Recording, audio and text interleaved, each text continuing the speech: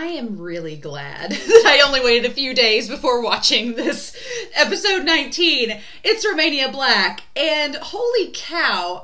So for the first time in a long time, we ended on a cliffhanger with this series. Usually I've been watching in a 3-episode format. There's been a couple 4-episode genres, but I've kind of, with this season, with it only being 51 episodes, I was like, I'll keep it to 3 episodes. It's a good length for this series. And for the most part, I don't think we've really ran into any cliffhangers with the 3 episodes. There's been cliffhangers within those 3 episodes, but there's been resolution, like, oh good, I get to watch the next episode and we get it resolved. This is the first time that I think I've been like, crap, there was a cliffhanger. So I'm sorry y'all had to wait a week, but I waited a couple days. I was like, I need to record ahead for the holidays, and I'm like, I'm gonna go ahead and see episodes 19, 20, and 21. I'm pretty excited about it too, because yeah, we're rounding out this cliffhanger. It seems like we're on the last couple episodes for this game. I feel like Sato's gonna win, but I don't know how. They're only down, I mean, they're up by 1, but it's all coming down to Sawamura, and I'm like, Sawamura, please don't mess this up. I love our Sunshine Boy, and I'm like, mangaka, do not let Sawamura mess this up and be another blow to his ego. Let him get through this game. My biggest fear is that he's gonna get so freaked out that they're gonna bring in Nori, and then Sawamura's gonna like, we've worked so hard to build Sawamura up. I'm like, let's not knock him down a peg, especially after he talked to Furuya and built him up in the last episode. I'm just like, come on, mangaka. I feel like this mangaka loves seeing Sawamura in pain. And the good news is that when they build Sawamura up and let Sawamura have great moments, they're amazing. But then when you see him dive back down, it's like, damn it. So I'm very excited to see what happens in these episodes. I'm very curious. I don't know what's going to happen, but we'll see, right? We shall see. So let's not waste any more time, shall we? Let's get this all booted up here. All right, and let's get ready. I'm not going to talk anymore. I just want to dive in. This cliffhanger was killing me, and I waited a couple days, and I'm like, I can't wait any longer. So with that being said, we are going to start episode 19, an uncompromising challenge. Well, Ugamori is the challenger, so I'm assuming we're talking about them. And we're going to start that here in 3.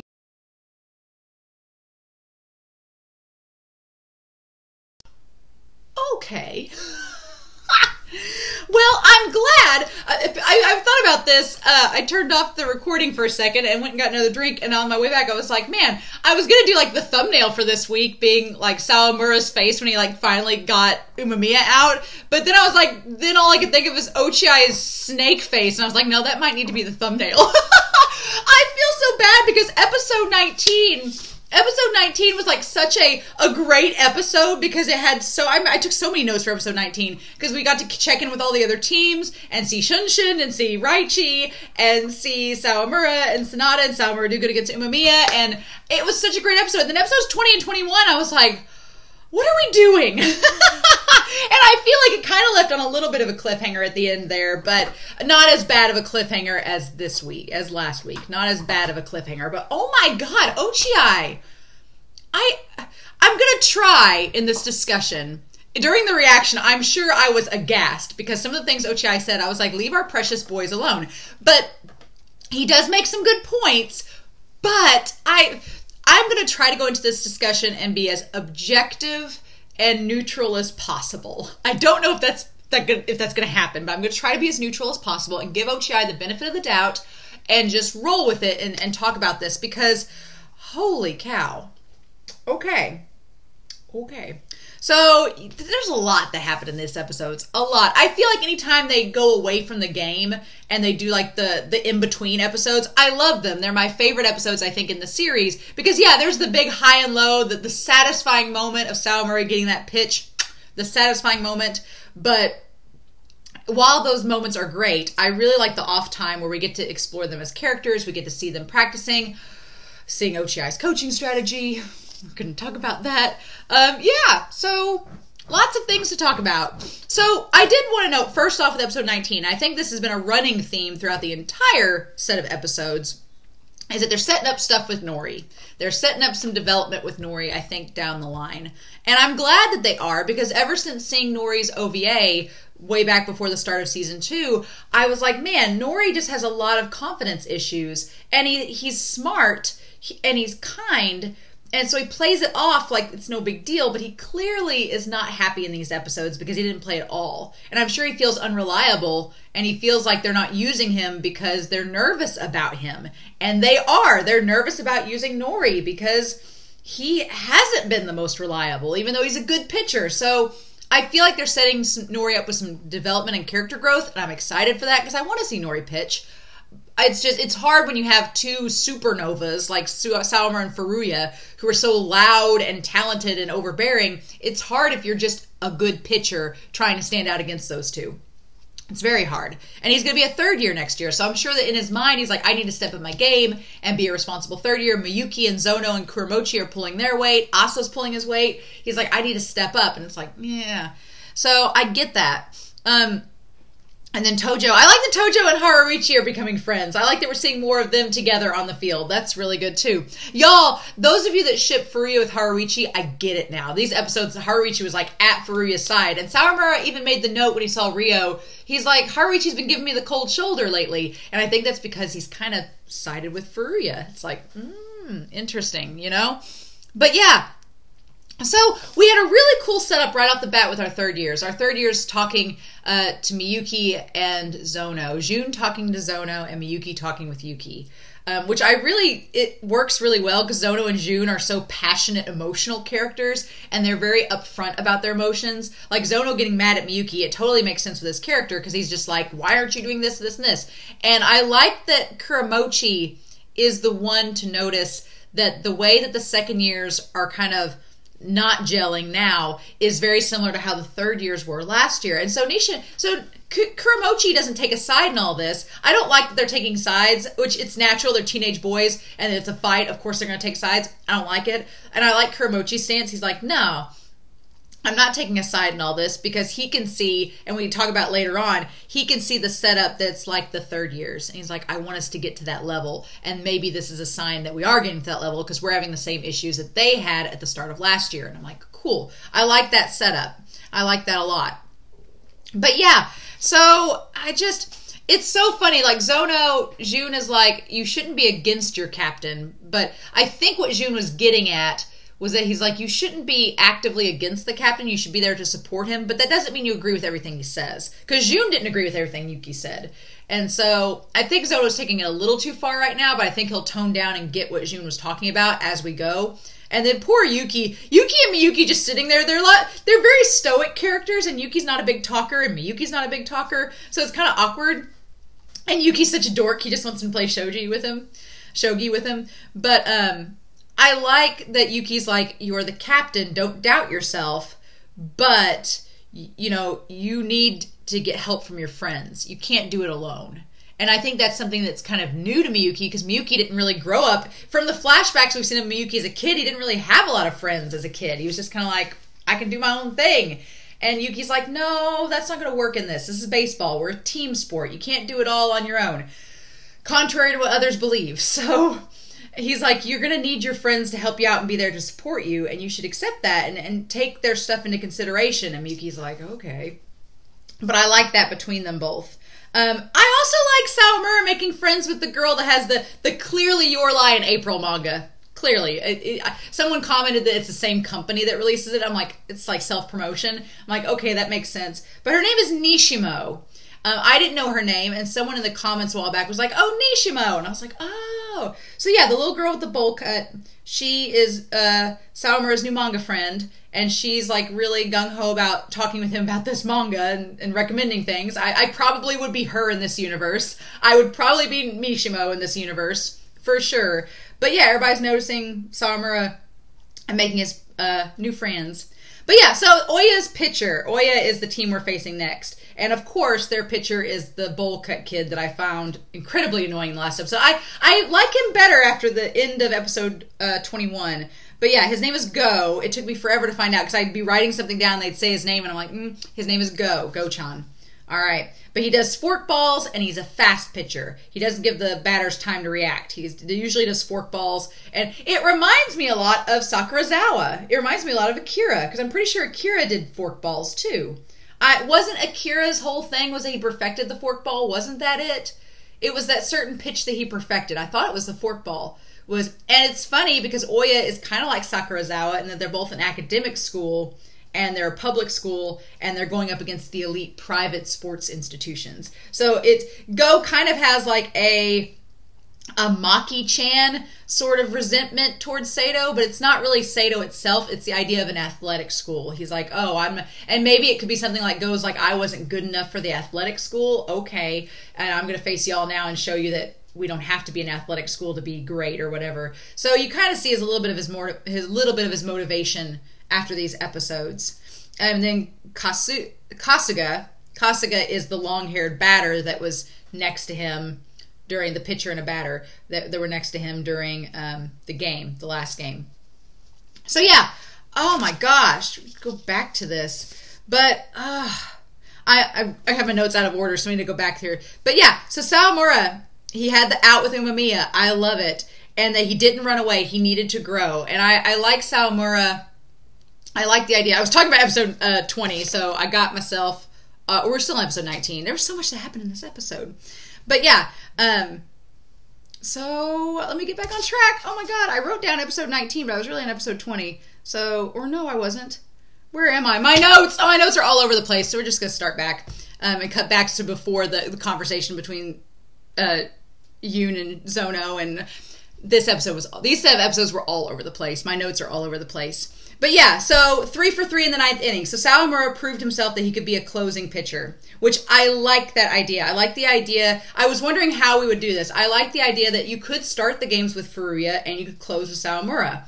I like that. So if Furuya does run out of steam, then it's okay. You could finish off with Sawamura or with Nori. The problem with that whole thing of Sawamura as a closer is that it leaves Nori out, right? Again, they're setting Nori up for stuff. Because if you have Sawamura as the closer for Furuya, where does Nori come in? And the answer is he doesn't really come in. He's just there. And he's the second year, so I get why Nori is frustrated. But I'm happy that Sawamura had a good end game, that he's doing fine. And then the moment of Itsuki, when Fuka-chan was like, okay, let's go, and Itsuki was just sitting there staring at Miyuki. Like, I love that Itsuki has soaked up so much from this game. Even though they're our opponent team, I want to see Itsuki get better. And I want to see Itsuki tell off Mei and control his diva attitude. And you know that Mei, since having that reality check, is probably going to be in a better place for the next game because Konitomo gave him like a wake-up call. But I want to see Itsuki grow as a catcher. And I think that he will after watching Miyuki in this game. So that was a really cool moment. I liked that. So they won 8-7. And then we get to catch up with the other teams. I was like, yes, okay, awesome. So we got Sensen. Sensen won with Maki, old Maki there. We got them winning and going on to the quarterfinals. So, okay, they're one of the teams to watch out for. And then we have Hachioji, and their team is Kosei, who is Manaka's replacement. I was like, oh, okay, Kosei. And they established that Kosei had quit the team and then he came back because he wants to face, have a rematch. I'm like, okay, cool. Good, we got in touch with them. And then Yakushi. God, if there was another game I wish we could have seen all of, even though it was 0-0 up until the 8th inning, it would have been Yakushi versus, is it Arizawa versus Shunshin's team? Man, what a ripoff. We didn't get to see that game. Even though it was 0-0 to the 8th inning, so it sounded like it was just pretty defensive. But, man, it was so great to see Shunshin pitching again and to see Yakushi up to bat.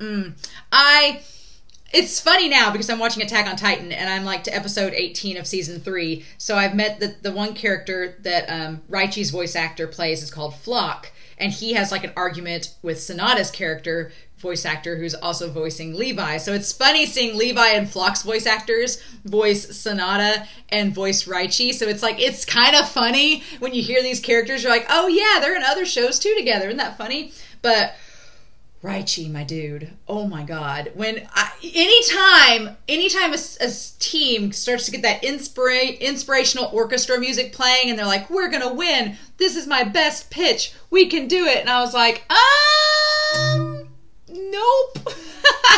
Nope. As soon as Shunshin started to get cocky, not cocky even, Shunshin was starting to have faith that they were gonna win.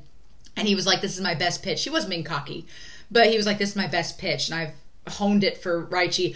That's the thing. Raichi wants your best pitch. He wants it. He's like hungry for it. And so the moment it hit, it was like, I was like, oh, buddy, Raichi's gotten better. And at the end, it was so sweet. Right? Raichi Raichi's just as simple as Sawamura, because at the end Raichi's like, I want to face you again, you were really cool, and it's like, we want to see Shunshin pitch again, but this is probably his last time pitching, because unless they get invited, then he wouldn't have then he's not going to be able to play next year as a third year. It's like, damn. I'm like, at least they showed us him pitching another time. And I love that shot of him at the end with the hair blowing through his face and like the sunlight behind him. I was like, that could be a thumbnail for this episode, but we don't get enough time with Shunshin. But it's such a good shot. I'll probably put it on Twitter. I liked it a lot.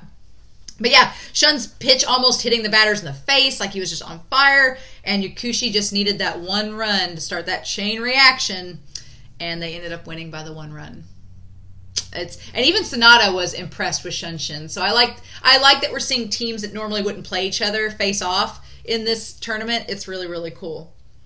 But yeah, so I'm trying to see what my notes actually say. So now, God, the scene, we got the scene of Umemiya and Ugamori post-game, and then being kind of down the dumps about losing, and now accepting that it's time to train for the next season and do that. And that shot of now, the shot of now with his team, like just, I was trying to see what I wrote here and I realized it now. But now with his team and he's standing up in the uniform, like that's not a shot from the past because Umemiya didn't have the pompadour in the past, but it's a shot of like how he feels like he is a part of the team and now is a player with them, even though he's technically not on the roster as a player. And it was such a sweet moment. It reminded me a lot of in Jujutsu Kaisen, Mekamaru is a character, and there's a similar moment where Mekamaru envisions himself with the group, and it was very similar to that. It was like now with the group, and I was like, oh my God. Like, it was such a sweet moment. That could have been the thumbnail too, but no, that's not what we're saving the thumbnail for. No. But yeah, I love Now's line, you can get so much more out of a loss. You can learn so much more. And I think that's so telling. And I think that's true. Like, them losing, it will spurn them forward to keep practicing. And I think that was one of Mei's, you could argue that's one of Inishiro's like downfall in the last couple episodes, is because they were riding such a high streak that they didn't have that motivation, that hunger. They are like, we were runner-up in the nation. We're all good. And it was like, I'm not saying that's had anything to do with why they lost. No, it was way more than that. But you can see the benefit of losing through Now's perspective, and that it's going to spurn them forward and get their motivation up, right? So yeah, I wondered when he left the room for the meeting if Furuya had hurt his foot. And Harajuchi didn't seem to notice, but Kudo did. And we're going to talk about Kudo, that he noticed. And Sawamura, bless his heart, he was kind of annoying in this episode, but like, he's so endearing that you're like, Sawamura, honey, sunshine baby, we love you for it. But him saying that it was a battle with himself. And I'm glad that in a weird way, Sawamura is self-aware that he was in a battle with himself. I'm glad that Sawamura was aware about that. And then they touch on the idea of him being a closer.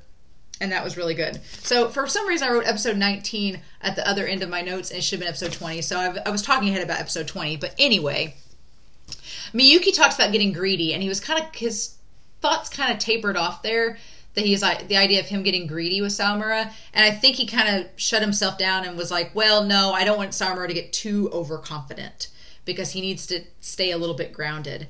And then, yeah, I do feel bad for Nori in this, because Nori wasn't used, and you can tell Nori feels like there's no point, right? If he's not being used, he just feels like he's not reliable and the team isn't going to need him. And so I totally understand where Nori is coming from. I think this series for this season, we're not halfway through the season yet. I think they're setting up Nori for the later games, especially with this foot injury that Furuya has. I feel like it's going to limit Furuya, and we'll talk about that, but I feel like it's going to limit him, and Nori's going to have to step up. And I'm excited about that. I want Nori to step up. He's going to be a third year.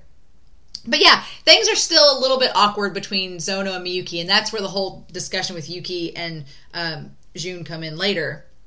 But the idea is established with Kateoka, and I got kind of ticked off at Ochiai at the end of episode 21 because he kind of took Kateoka's idea and was like putting it into action. And I'm like, and he's doing it for reasons, and we'll talk about that when we get to it. But Kateoka had the idea that Sawamura needed a pitch to mess with the timing.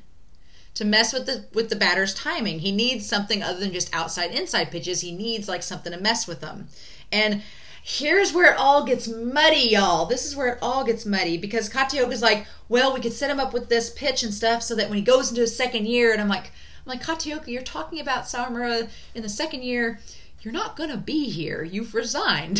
So I'm like, you can look at it one way that Katioka's regretting his decision of resigning, and that's great. Maybe he wants to stick on. I don't know if the school will keep him now that he signed the letter of resignation.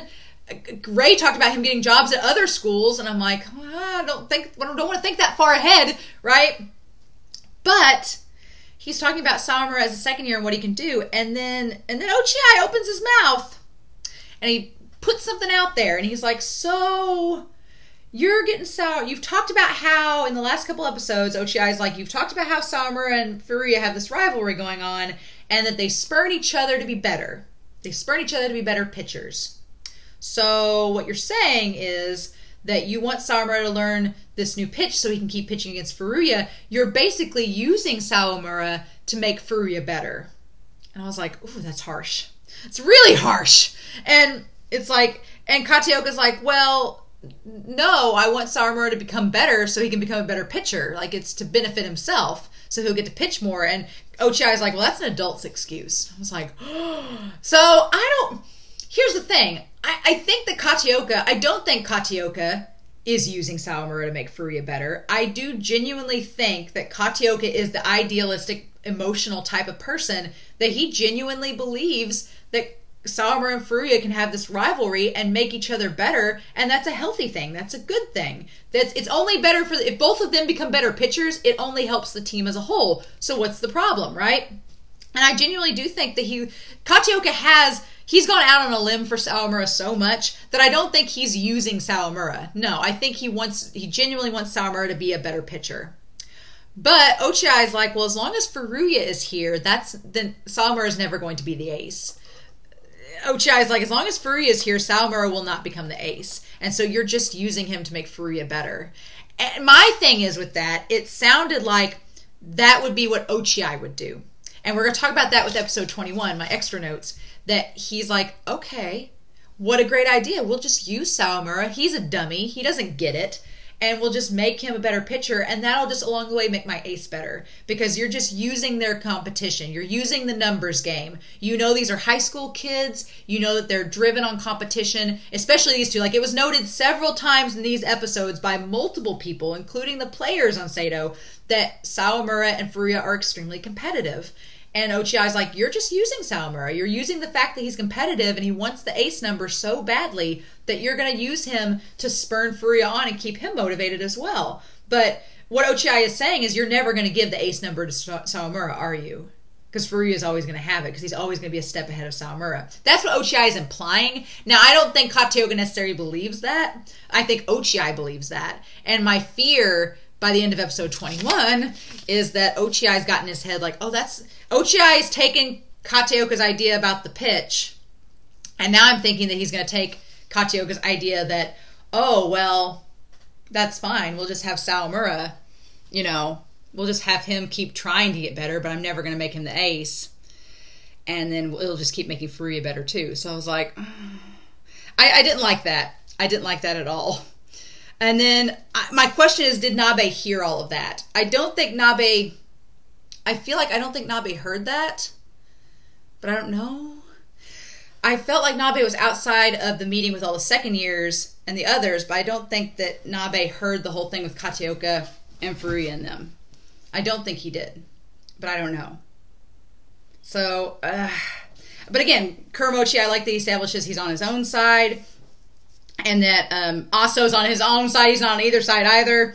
And then, going back to the whole fifth inning, the fact that Furuya has had this foot injury since the fifth inning is crazy. That he went 3 innings with a foot injury and still pitched and still did as good as he did. I was like, oh my gosh. Like, that was pretty crazy, right? So and kudos to Kudo for figuring it out, right? Kudos to Kudo for just realizing something was wrong and for taking the initiative to step up. Because I think if Furuya had kept playing with that, it would have been bad. He would have been it would have been Chris all over again, right? So I'm glad that Kudo stepped up. So kudos to Kudo for doing that. I'm glad he stepped up to help Furuya figure out that it was a torn ligament and for him to get the help that he needed for it. So we established in the next episode 20, that Oya they've been to nationals 2 years ago. So if this guy Go is a second year, so they went to nationals the year before Go joined. So obviously this team probably wants to get back up to that status, right? And they're going into the quarterfinals along with Sato in this. And then I like the idea that Furuya, Kataoka has the right idea. Like, don't let Furuya play for a couple weeks. Let him heal up completely. Because this team, as Kataoka knows, dealing with Chris Senpai's injury, you don't want to take a really good player and make them play and run the risk of making the injury worse, right? Makes a lot of sense. So then, yeah. I get why Miyuki's mad, because he didn't notice that something was wrong. It took Kudo to notice that something was up. And so I get why Miyuki is frustrated in that moment. But and Miyuki seems to take Yuki's words to heart, because he's frustrated in that moment for Furuya, that he realizes he needs to pay more attention in that moment. But also, it establishes that he's nicer to Nabe, and that was an apology. I'm glad we all established that. And that he does need to be nicer to Nabe. And it seems like Miyuki is making efforts in all of this. But Ochiai, him pressuring Furuya, I was like, I don't know if Ochiai's ever been on a team that's had an injury like Chris Senpai. We don't know. But Kataoka is clearly playing it safe, because he doesn't want Furuya to get injured to the point where he can't pitch anymore. And if he can't be on the field, if he can't walk onto the field, then he obviously can't pitch. So Ochiai saying it's fine, let him work through it, I'm like, I don't know if I agree with that. I don't like that idea, because we've seen what injuries can do. Now's was an accident, so he couldn't help that. But it's so frustrating, right? It's frustrating seeing Ochiai be like this. And Nori's serious voice. When Nori had the serious voice, I was like, ooh, Nori's got a darker side to him, and I kind of like it. It's interesting. I'm curious if he'll bust that voice out later on. But we talk about Ochiai. The quality over quantity argument. Okay. On the surface of that, yeah. So I see, it's funny because with Oya, we kind of get with their team sort of a similar Ochiai mentality about practice. Because Ochiai notices that they practice for nearly 4 hours, and they have 59 people on the team, and it's going to be up to about 100 in the spring. Ochiai's solution is that, no, we just limit it to 20. It's just the 20 players, nobody else. And we pick quality over quantity, and we won't pick any lower year players unless they're prodigies. I'm like, okay. On the surface, sure. That seems like a great idea. But again, injuries, players quitting, stuff happening, like that doesn't leave any doors open for any replacements if you only have 20 people. With the 59, Kataoka kind of spurns that idea of the team just gets better as a whole, and people, you can kind of work your way up through hard work. And Ochiai's like, nah, I'm just going to get 20 really good players and we're going to win. It's like, but we saw with Inashiro, that doesn't always work if your team doesn't mesh, right? And part of the thing about having that big team is finding players that do mesh, that can mesh well together. And sometimes you form different batteries and form different cohorts. And if you only have 20 players that are good and they don't mesh, it doesn't matter how good they are. If they can't perform as a team, they're not gonna win. So and the idea that he doesn't view Sawamura really as much of anything. He kind of doesn't have any thoughts about Sawamura, except he doesn't know if I think he's going to use him to try to make Furuya better, but not ever give Sawamura the ace number if he takes over coaching. And I'm like, I don't like that at all, right? And so Sawamura in this moment, while Ochiai's having this insane strategy, and that's probably going to be the thumbnail, is his evil face, where he's like, I'll just take the 20 best players and kick everybody to the curb, and it's like, But Sawamura, meanwhile, is having this moment where he's really trying to take good care of his shoulder, and he kind of tells Miyuki, he's like, I'm not going to practice extra, I'm going to keep my shoulder good, and Miyuki's like, And so I think Miyuki's concern of Sawamura getting a little overconfident is valid, but yeah, and then Nabe the Sniper, we'll go back to Ochiai, but I got my notes. Nabe the Sniper and his friends, I love that. So yeah, I like Nabe. I like that Nabe and his friends have become so helpful over the last several episodes. That's really, really been good. And then Haruichi, so we go from this really inspirational moment of Nabe and his friends, like realizing after talking with Kataoka, and they have that conversation with Kataoka later, but talking about him and then realizing that they don't want to quit, that they want to help out the team and everything. We go from that inspiring moment to Ochiai just telling Haruichi he's not strong enough to use the wooden bat. He needs to knock it down to the metal. And I was like, why? Why are you being like this? What has Haruichi done to you? I was so mad because I was like, in one vein, I'm like, is he trying to knock at them to make them, is he one of those coaches that's like, if I talk shit to you, are you going to get better or are you just going to quit? And I'm like, because in Ochiai's view, it aligns with Ochiai's coaching style, because in Ochiai's opinion, if they're not quality, they're not worth it. So he's like, either Haruichi's going to get better or he's gone and I don't care. That's pretty much his mentality, because he makes the comment and says that Haruichi is more talented than Zono, which is, again, slamming Zono. I'm not saying he's wrong, but Ochiai is kind of like, well, I'm going to say whatever I want to these players, and they're either going to toughen up and meet my standards, or they're going to hit the road and I'll find somebody better. And I'm like, well, no wonder none of these players want to come talk to you after they graduated, because they probably don't like you, because you're mean. But yeah, so Nabe goes to Kataoka to try to just be a manager. And for a second I was like, and Kataoka, the biggest thing that comes out of all this is Kataoka telling them not to give up the fire. Being like, you guys clearly still want this because you're still practicing. You're not just doing things for the team like you say, you're also doing things for yourself. So you would have quit a long time ago if you really didn't want to be a part of the team in that capacity. So Kataoka's like, keep up the fire. Keep working towards. Like, if it gives you self-satisfaction and pride, keep doing it. So it just shows by the end of episode 20 the entire idea that Kataoka and Ochiai, their strategies are so radically different. And I like Kataoka because he's so emotional and emotionally connected to his players. There's moments where Ochiai, I'm like, you have good ideas. But then there's other moments I'm like, those aren't good ideas. And so I'm like, I'm so torn, right? But yeah, so we go back to October 13th in episode 21.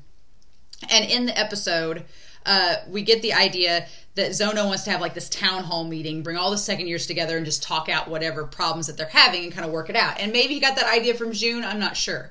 But Miyuki's kind of like, I don't know if I want to do this. And so they're discussing whether or not to have the second year meeting. And around that time during practice, we get the moment between Haruichi and Kuromochi where we have Ryo brought up. And I feel bad for Haruichi in these last two episodes. One, because of Ochiai. Kuromochi doesn't realize that Haruichi feels bad, probably because of what Ochiai told him. But then he's compared to his brother again, and he plays it off, like it doesn't bother him. But it's like, it does. It's like, and Kuromochi's like, I hope I wasn't hard on him. And like I said in the reaction, I think at the time, I don't think Kuromochi was hard on him, but I think that it was just bad timing. It was just bad timing to say it. It was like, So yeah, benching Furuya makes total sense after we find out that semifinals and finals are back to back. Oh my God, that's terrifying. Back to back. It's just like one game right after the other. I'm like, aha. So it makes sense that we would want to save Furuya and have him heal up as much as possible to be able to use him for semifinals and finals. And they're like, we can get through quarterfinals. Sawamura's good. Nori's good. We can do this. We don't need to use you, Furuya. But Ochiai, he's sowing the seeds of discord by the ends of these episodes. Whispers of the Devil. He's sowing seeds of discord, and I don't like it. There's parts of Ochiai's coaching strategy, like parts of his strategy I get, and I'm like, that makes total sense. And I like that he's a good balance for Kataoka, but I hate when coaching figures like him in series go behind the backs of the other coaches and do slimy things like what he's doing. I hate that. I'm like, no, that doesn't make for good rapport. You're getting your teammates all flustered, and it's like the quarterfinals. Why are you doing this? It's so frustrating. And there's a talk about putting frustration to power and doing that. And Sawamura talks about that too, the idea of using frustration and making it into a power. And so this last episode was really frustrating. So we find out from Kataoka, he talked to the third years. Ryo doesn't have a plan of what he's doing yet. I feel like that's something that's going to come up later on. That's going to be a plot point that's revisited. So I feel like it was just thrown out there for us, the audience, to realize right now. And I feel like after Ochiai said that to Haruichi, that we're going to get Haruichi talking with Ryo again about the wooden bat and about using it. I was so mad when he said that to Haruichi, he didn't deserve it. And then he's like, I'll go talk to Shirasu and Kuromochi. I'm like, oh, please don't. And then he's like, oh, Miyuki will be on the same page as me. I'm like, and he was not. And Ochiai was disappointed. And I was like, be prepared to be more disappointed, because no, that ain't how Miyuki works.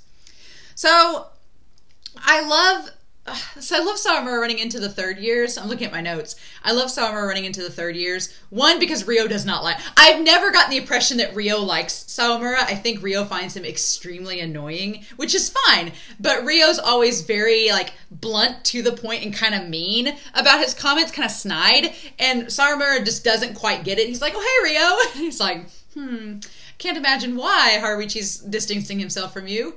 And it's like, But then I love that Mayoichi, like, offers to give him the protein powder. It's really sweet. Like, for the most part, the third years are kind to Sawamura because they know that he means well. But I just love Ryo has that, like, slight animosity, and there's really no reason for it. It's just kind of realistic. You know, sometimes you just don't get along with people, and you just naturally, your personalities don't gel. And I think naturally Ryo and Sawamura's personalities do not gel. And so it's just funny that you have a character that isn't, you know, kind of coddling Sawamura. Ryo's just like, no. It's great. And so the idea is established that Nori needs a new pitch, just like Sawamura.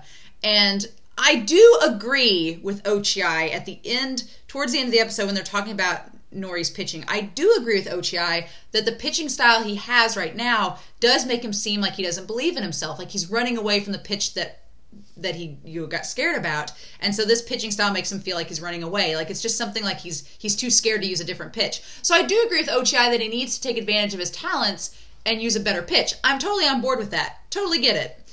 But I'm curious. I'm very curious about Ochiai's opinion of Nori, because you would think on the surface, based on everything that Ochiai has done with Haruichi, with Zono, that he wouldn't be about Nori. But he kind of is. He's kind of okay with Nori. And he prefers Nori over Sawamura, to be sure. But I'm like, what kind of a world is it in your mind if you're going to use Furuya all the time and Nori's just still going to sit on the sidelines? I'm like, what good's the new pitch? I guess if Furuya gets injured. I don't know. And then the academic school, Oya's an academic school, reminds me a lot of Sakurazawa, and Go reminds me a lot of Akira in a way, like honing in that forkball. But, so the practices, though, that Oya does, I think tie more in line to Ochiai, what he wants to do in his coaching style. And that is that they do lots of short practices and intense games on the weekends. So they don't do these incredibly long practices because they're an academic school. They have to study so much. So they only do these short practices. And that forces them to become creative, to think of ideas, to do things like that.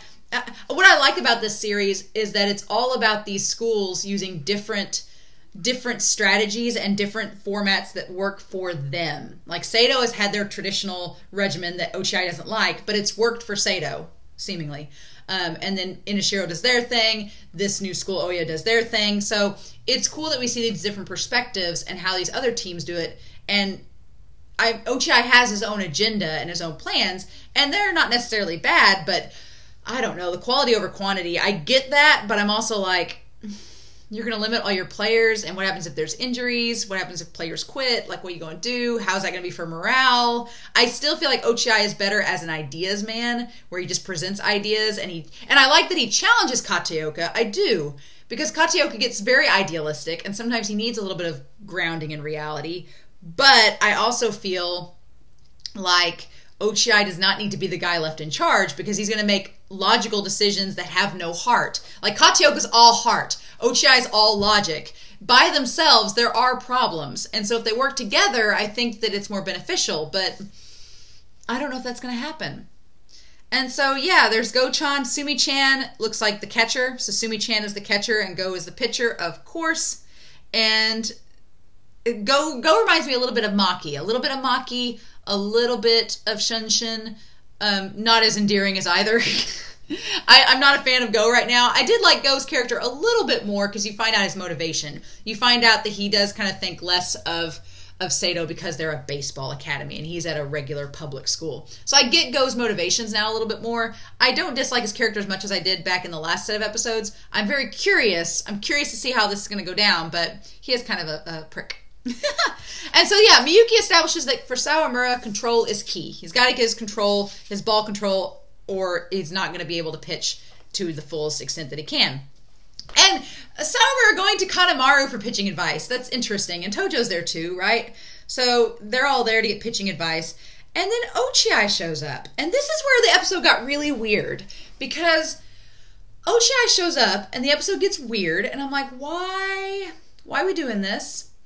And the thing of it is, Ochiai offers to teach him the breaking ball. And Miyuki's kind of against it at first because he's like, well, it's right before a game. Do we need to be doing this? And Ochiai's like, nah, we're doing it. But it's interesting because I was like, oh, good, Ochiai's teaching him. And he seems pretty knowledgeable about what he's talking about. And Miyuki notices that Ochiai is very observant. He's been watching from the shadows this whole time. But my thing is, I'm like, what's your motivation, Ochiai? Why are we teaching Sawamura this now? What's the point? Because there has to be a point. There has to be a reason, right? What's the reason? So is the reason that he genuinely wants Sawamura to get better? Well, he said previously in this episode that he can't read Sawamura at all. He has no opinion of him. He doesn't think highly of him. So I'm like, why are you taking the time out to teach him? Sawamura has tried to be nice to Ochiai, and Ochiai hasn't returned it. But I doubt this is him returning it. Or is he stole, I mean, the idea was Kataoka's to teach Sawamura the breaking ball pitch. That was Kataoka's idea. Ochiai's just enacting it and taking credit for it. So is he doing that to do what he said Kataoka was doing? And if it strengthens Sawamura, it's going to strengthen Furuya as well. Is he doing that? Is he going to, I get the feeling that he would keep Sawamura on the team to use him to make Furuya better because he's a Furuya fanboy. I get that impression. But are you trying to make Sawamura better so the team will go on so Furuya can keep pitching? Or is it sabotage? And I don't know. And I can't tell. I'd like to think it's not sabotage, that it's just that he's taking what Kataoka was suggesting and going through with it and just using Sawamura in the moment, but I'm not sure. At this point, I'm not sure. So there's that. But yeah, it's interesting. It's interesting, y'all. I don't know how to feel. These episodes were very frustrating and very nerve-wracking, and I like my blood pressure. I actually, if you notice that the scenery has changed in here during this reaction, my blood pressure started to rise, and so I was like, I had to go like check it and take a break. I was like, I need to just take a break and come back and finish the discussion. So that's what I did. I was like, my blood pressure was getting a little higher than I liked, so I was like, I need to just take a break. Because I was getting frustrated. That's what Ace of the Diamond does to you, right? So yeah, I'm very curious. It ended with Sawamura feeling happy that he could grip the ball how he wanted to, and that he has. And so here's the thing too, and I wrote a note about this. Here's the thing too. Ochiai made the comment that either Sawamura is going. This is kind of a test, right? They talked earlier that Ochiai, when he takes over, he's going to make the players take a test, and if they don't pass the test, they aren't on the team. And I'm like, well, okay. But I wonder if this is his test to Sawamura. Sawamura is either going to pass the test, or he's not, and he's going to drop him. That's what I'm afraid of. Or he's going to drop him. Okay. Okay, so that's not terrifying at all. Not at all. But I feel like he's like, if Sawamura can't get this breaking ball down, then he's useless to me, and I'm not going to use him. So there's that. Ochiai frustrated me a lot this episode, and it's frustrating because there's parts of it I see his logic and I agree with him, but then there's other parts I'm like, the way that he says it, the way that he tells Haruichi that he's not worthy of the win bat, I'm like, you could have gone about that in such a different way and it would have been just as effective without crushing his spirit before a game. Or the fact that he's established like what he's going to do. I don't like the fact that he's slimy and goes behind Kataoka's back and is sowing seeds of discourse with the players. I don't like that at all. So there's that, but I don't know how to feel. I feel like I'm going to watch episodes 22 through 24 next, and I don't know how to feel about them. So I'm very curious to know your thoughts about these episodes, because there was a lot that went down in these episodes, a lot discussed, and I'm very curious to see what all ends up happening in these next episodes and how Ochiai is coaching. I don't want Kataoka to leave. I'm afraid when Kataoka leaves and Ochiai takes over, it's just going to go to hell in a handbasket, and I don't know how to feel about that. But we'll see, won't we? So I hope you all enjoyed this reaction. I'm sorry it was kind of all over the place and mixed-matched like it was, but that's what Ace of the Diamond does, right? So in the meantime, I hope you all have a wonderful week. Please stay safe, take care, and yeah, I'll be back next week with episodes 22 through 24 and see what happens with Season 2 of Ace of the Diamond. Bye. 2, 1, and let's do this, y'all.